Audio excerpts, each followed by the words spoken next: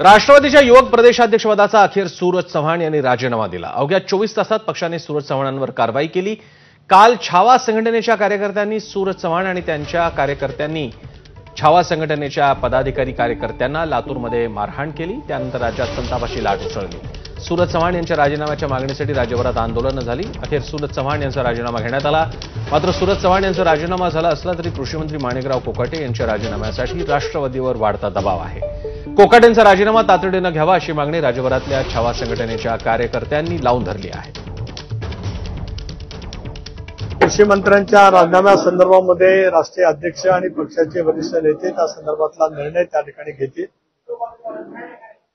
काल घडलेल्या घटनेच्या बाबतीमध्ये सुद्धा सूरज चव्हाण यांचा पक्षाने त्यांना राजीनामा द्यावा असं सूचित केलंय आणि सूरज चव्हाण यांनी महाराष्ट्र प्रदेश राष्ट्रवादी युवक काँग्रेसच्या अध्यक्षता त्या ठिकाणी राजीनामा दिला।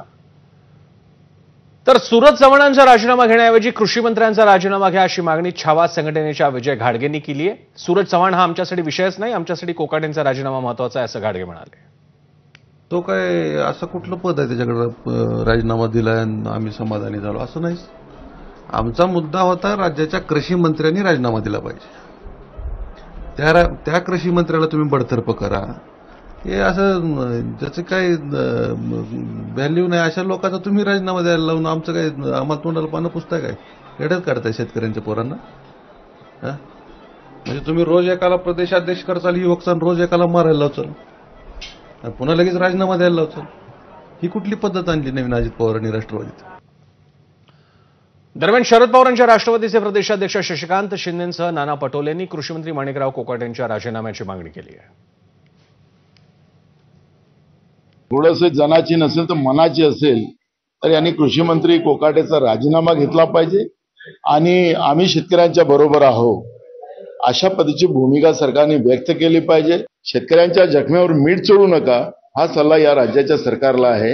यांनी कोकाटेचा तातडीनं राजीनामा घ्यावा आणि शेतकऱ्यांचं सरसकट कर्ज माफ करून शेतकऱ्यांच्या ज्या शेतीच्या पिकाचं नुकसान नैसर्गिक आपत्तीमध्ये झालेलं आहे त्यांचाही मोबदला तातडीनं सरकारने द्यावा।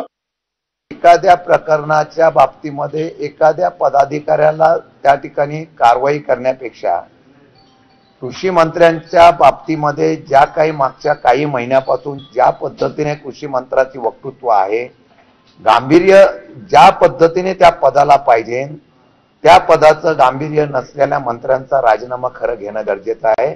पहिला त्यांचा राजीनामा घ्यावा अशा प्रकारची मागणी आज आपण करतो। दरम्यान अजित पवारांनी सूरज चव्हाणांनी केलेल्या मारहाणीवर प्रतिक्रिया दिली आहे। अजित पवार आपल्या ट्विटमध्ये लिहितात, काल लातूरमध्ये राष्ट्रवादी काँग्रेस आणि छावा संघटनेच्या पदाधिकाऱ्यांमध्ये घडलेली घटना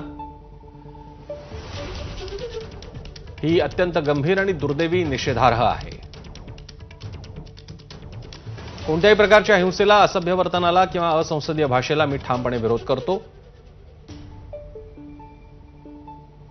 समाजातील प्रत्येक घटकाच्या न्याय्य मागण्यांचा आणि भावनांचा आम्ही मनापासून सन्मान करतो।